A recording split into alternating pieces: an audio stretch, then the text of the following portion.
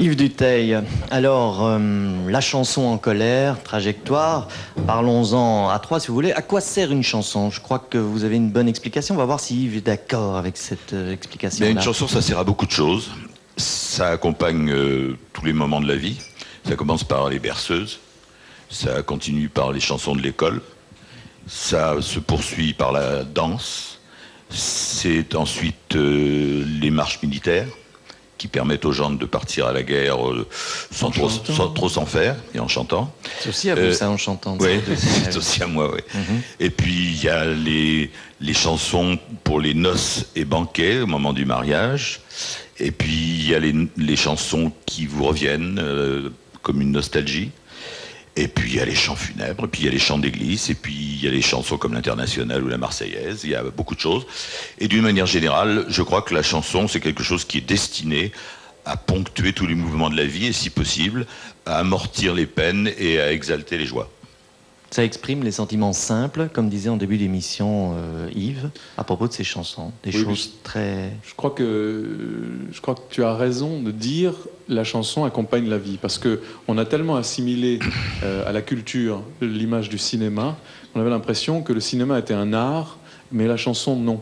Alors que la chanson, elle touche les gens bien plus que le cinéma. On n'a pas besoin d'aller quelque part pour écouter de la chanson. La chanson rentre chez les gens, et les gens peuvent chanter eux-mêmes. Ils ne peuvent pas faire du cinéma, si, avec un caméscope, mais ils ne peuvent pas autant vivre le cinéma qu'ils peuvent vivre la chanson au quotidien.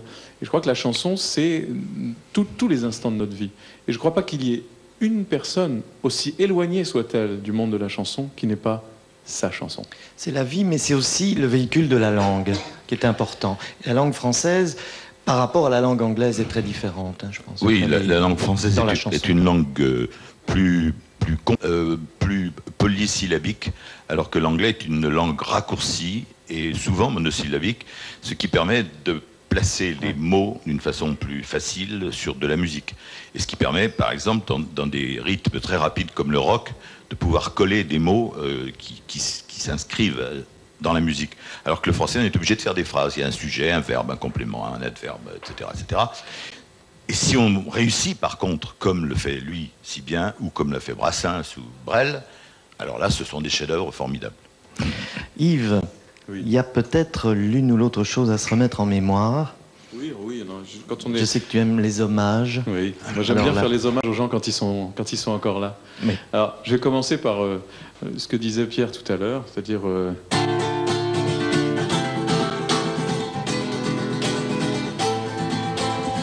La mignonne mignonnette, emmène-moi dans ta maison, couche-moi dans ta couchette, je te dirai des chansons.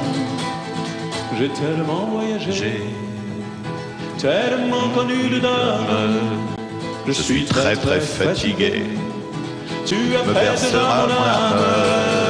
Chante, chante, rossignol, ton couplet en si bémol, et tout le reste en anglais. Chante, chante, rossignol. Bravo, texte de Pierre Delanoë.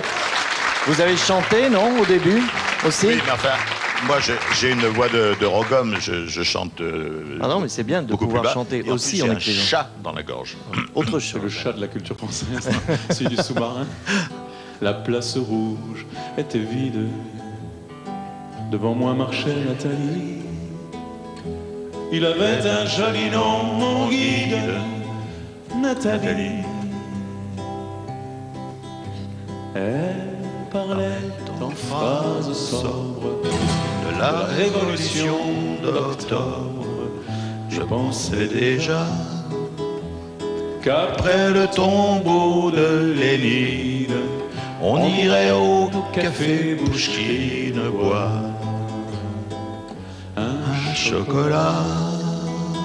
Le café Pouchkine qui a été créé après la chanson, oui, et non pas avant. C'est moi qui ai inventé le café Pouchkine, et on en a fait un au coin de la place Pouchkine et de l'avenue Maxime Gorky. Extraordinaire, le pouvoir d'une chanson finalement. Ah oui. Le pouvoir d'une chanson. Alors il y a une chanson, Yves, que j'aime particulièrement. Oui. Et moi aussi. Qui est une de mes chansons préférées de tout le répertoire. Et je le dis avec d'autant plus de joie devant Pierre. Elle a été créée par Jean-Claude Pascal. Je me souviens très bien, c'est une très belle version. Des soirées à étonner les princes.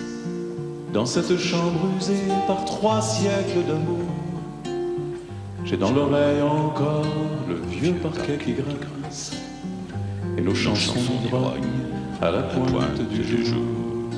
J'ai donné des soirées à étonner les princes avec une poignée de copains troubadours qui arrivaient tout droit de leur vieille province, le duc de Normandie et du pont de Nemours. Le duc est reparti vers sa ville normande. Le comte de Châlons doit être pharmacien. Dupont, près de Nemours, touche ses dividendes. Et de ma vieille chambre, il ne reste plus rien. Le duc est reparti vers sa ville normande. Le comte de Châlons doit être pharmacien. Dupont, près de Nemours, touche ses dividendes. Et de ma vieille chambre, il ne reste plus rien. Bravo. Merci pour ce duo. Yves Dutheil, Pierre Delanoë.